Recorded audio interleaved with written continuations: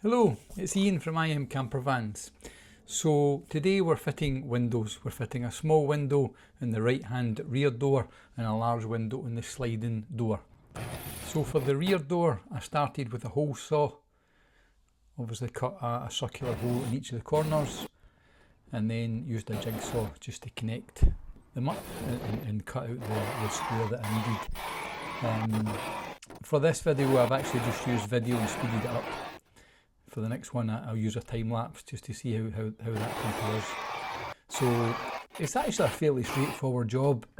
It's a stressful job because you need to get the measurements right. You don't want to cut a hole too large and create problems. But that aside, it's cut the hole, it's actually paint it to rust proof it, mark it out just to catch any excess sealant, and then it is a two-person job. So Wendy's holding the window whilst I actually glue the wooden frame in place at the back and then put in the panel that then screws it all together and just compresses it to a tight fit.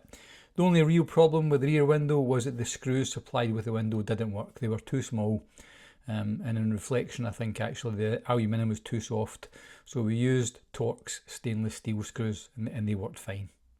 Sorry about the light here, I was finding it quite tricky just with obviously all the light from the window to get good detail around the inside perimeter of the window.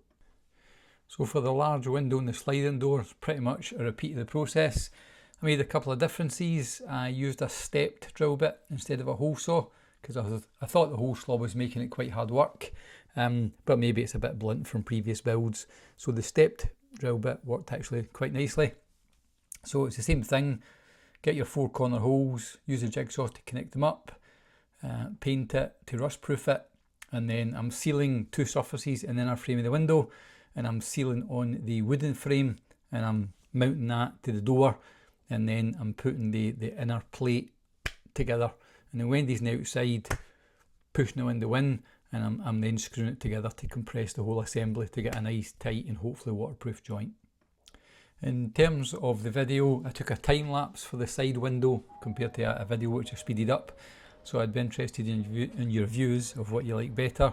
And then this is the inner view, so it shows the wooden frame which is sikaflexed to the actual metalwork in the door, and then the inner panel is bolting everything together. So it's aluminium framed windows, double glazed, so really quite nice actually. So the next task for the day was to lay the linoleum. So our load space there is 302 centimetres long. We bought a length of linoleum which is 300 centimetres, so we do have a wee tiny 2 centimetres at the top which I'm just going to put in a patch, but ultimately you won't see that because I'm going to box that area in. There'll be some cables running there, there might be some blown air heating, so that actually won't be visible. I'm going to let the linoleum just relax, and then I'll lift it one more time, and I'll just check everything's completely level, and then I'll spray it with the spray adhesive and then mount it for the final time, and after that we will be good to go. So I hope you enjoyed this video. We would certainly appreciate a like and a subscribe, and the next job on the build will be running all of the cables and getting that really ready for then putting up the plywood walls. Thanks for watching, see you soon.